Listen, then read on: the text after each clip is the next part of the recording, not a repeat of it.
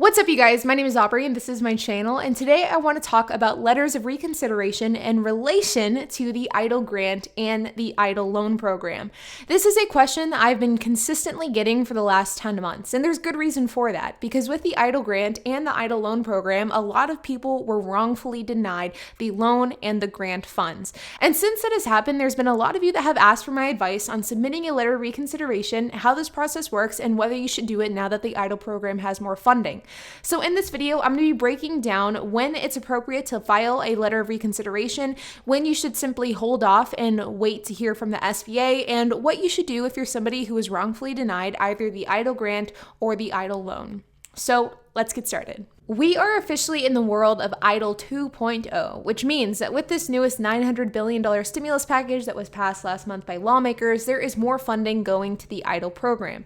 This means that more people will be approved and receive funding for the EIDL grant program, which is the forgivable grant that you never have to pay back. It also means that people will be approved more for the EIDL loan program, which is a low interest loan that you do have to pay back. And thirdly, it means that people could potentially submit letters of reconsiderations and have those letters of reconsiderations approved.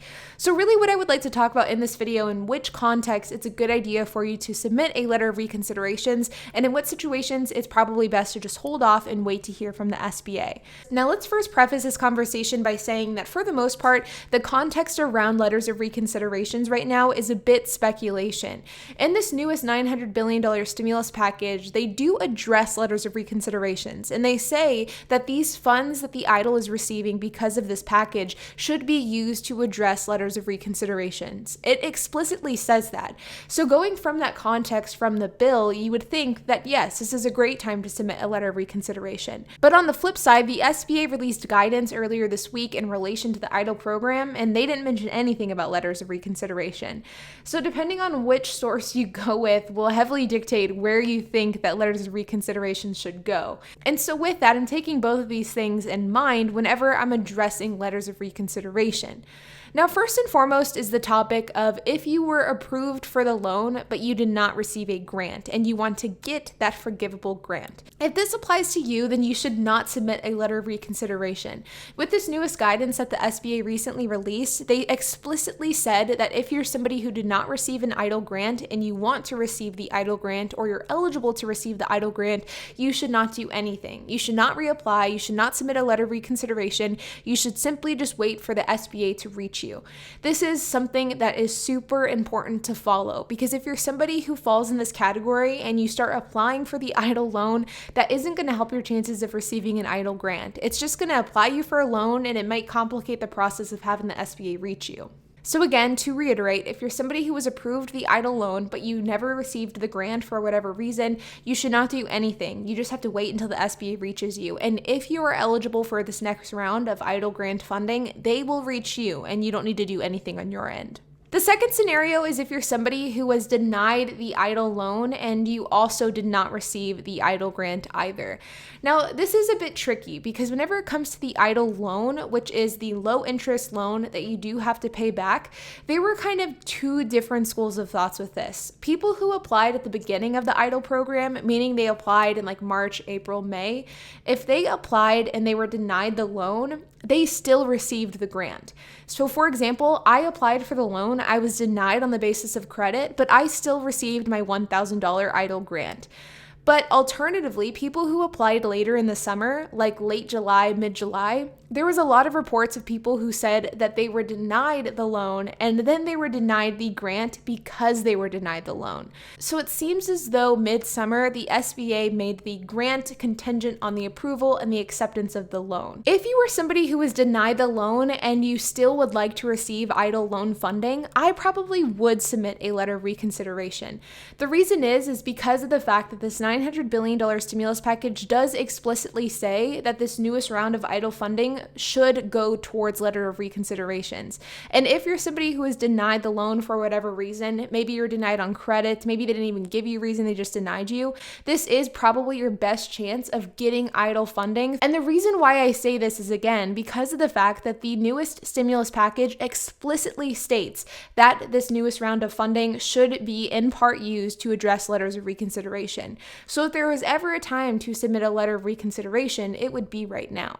But a few things to keep in mind when filing your letter of reconsideration: if you were denied on the basis of credit and your credit has not improved, filing a letter of reconsideration probably won't do anything, because credit is still a reason to deny somebody for the EIDL funding. So only apply for a letter of reconsideration if you're denied on the basis of credit, if your credit has improved. If your credit hasn't improved, then there's really no reason to file any sort of letter of reconsideration. And then a third scenario is if you received the EIDL grant and you either did or did not receive the EIDL loan, but you want to receive more money through the EIDL grant program, should you file a letter of reconsideration? And the answer to that is no. In this newest guidance released earlier this week by the SBA explicitly states that anybody who's eligible to receive more funding through the EIDL grant program, the SBA will reach out to them directly, that they do not need to do anything on their end. Basically, a good rule of thumb is if you're wanting to file a letter of reconsideration for the loan portion of the program, meaning the loan that you do have to pay back, but it is a low interest loan, you could file a letter of reconsideration, and you should if you want to receive loan funding. Never apply a second time, because that screws up the system, it confuses the SBA, and it slows everything down.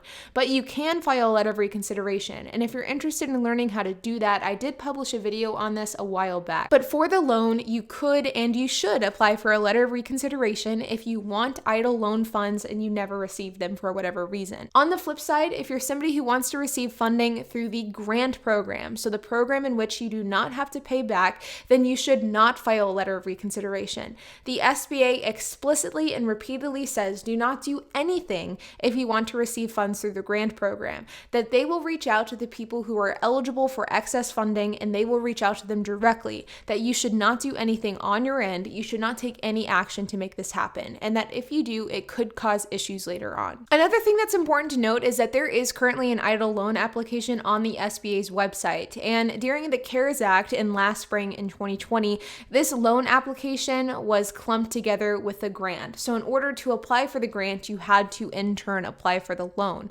It's important to note that that loan application is still up on the SBA's website, but it is not the application for the grant.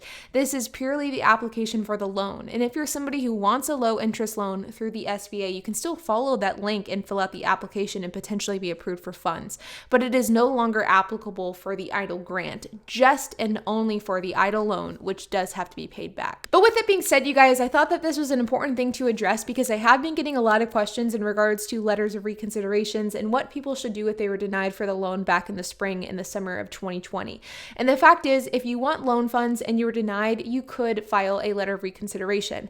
But if you were denied for the grant, or if you just simply did not receive as much money as you were expecting through the EIDL grant program, then you should not do anything. If you're eligible, the SBA will reach out to you directly.